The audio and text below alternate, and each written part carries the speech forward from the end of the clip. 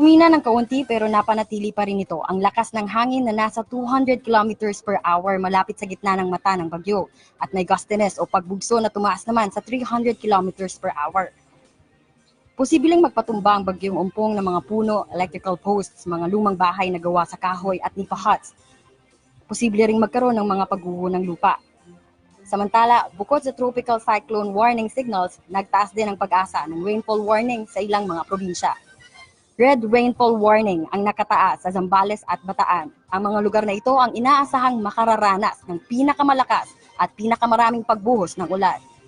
Ibig sabihin, babahain ang mga mabababang lugar kaya't kakailanganin ng lumikas. Orange rainfall warning naman ang idineklara sa Metro Manila, Pampanga, Bulacan, Cavite at Rizal.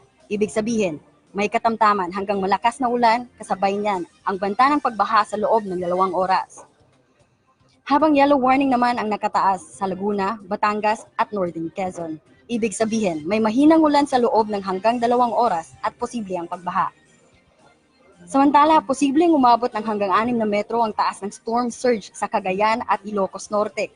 Hanggang 3 meters naman sa Isabela, habang hanggang 2 metro naman sa Ilocos Sur, La Union at Pangasinan. Lord, posible pa rin ngayong Sabado ng gabi ay lalabasan ng Philippine Area of Responsibility ang bagyong umpong, pero wag pa rin daw pakampante dahil posible itong humatak ng habagat habang papalayo ng bansa. Lord. Maraming salamat, Marian Enriquez. Sa ngayon, 7 lugar na ang nasa ilalim ng signal number 4 at base po yan sa 5 a.m. bulletin ng Pag-asa. Ito ay mga probinsya ng Ilocos Norte, Cagayan, Northern Isabela, Apayao, Abra, Kalinga at Babuyan Group of Islands. Samantala, nakataas naman ang signal number 3 sa Batanes, Southern Isabela, Ilocos Sur, La Union, Mountain Province, Benguet, Ifugao, Nueva Vizcaya, Quirino at Northern Aurora.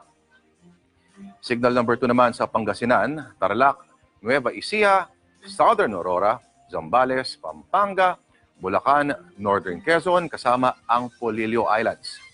At signal number 1 naman sa Bataan, Rizal, Metro Manila, Cavite, Batangas, Laguna, Marinduque, Camarines Norte, Lubang Island at ang mga nalalabing bahagi po ng Quezon.